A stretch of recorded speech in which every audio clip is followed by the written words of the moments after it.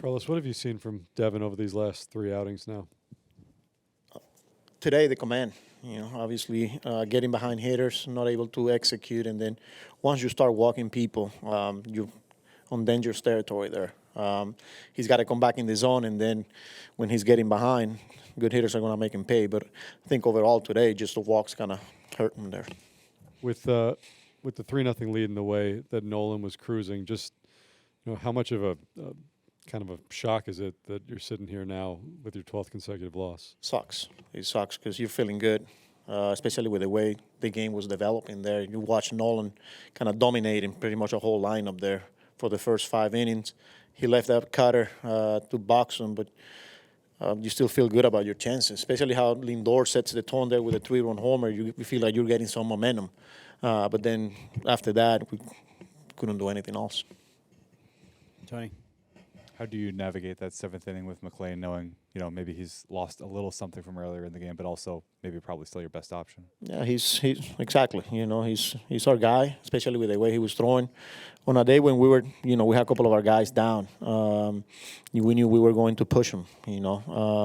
So felt good with where he was at, and he gave us a chance. Dan? What do you think happened to the offense after Francisco's home run? Couldn't create anything going. I thought we had some really good at-bats the first 4 innings. We won some 3-2 counts. We were able to walk. Marcus Semien walk, Vientos. But then after that, they just kind of shut us down. We couldn't get anything going. Chelsea? You mentioned the walks early.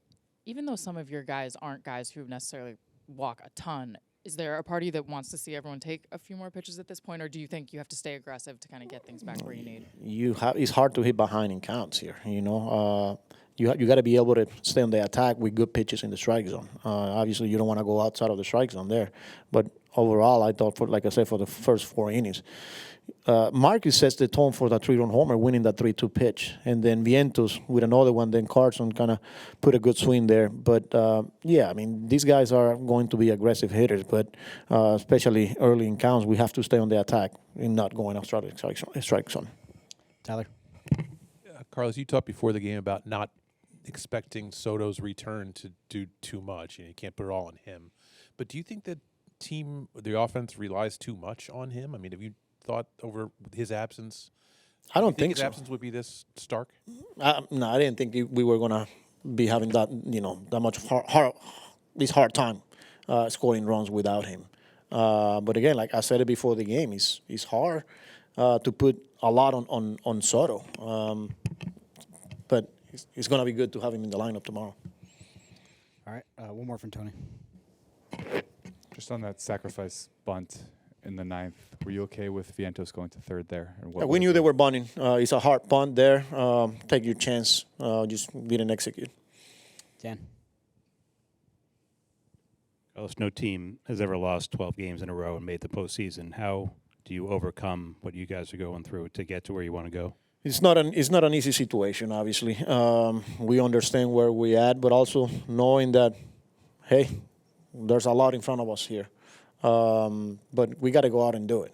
Obviously the history will tell you otherwise, but you still believing in the players. You still believing in the guys in that room. And, it takes one. So come back tomorrow, and that's the mentality.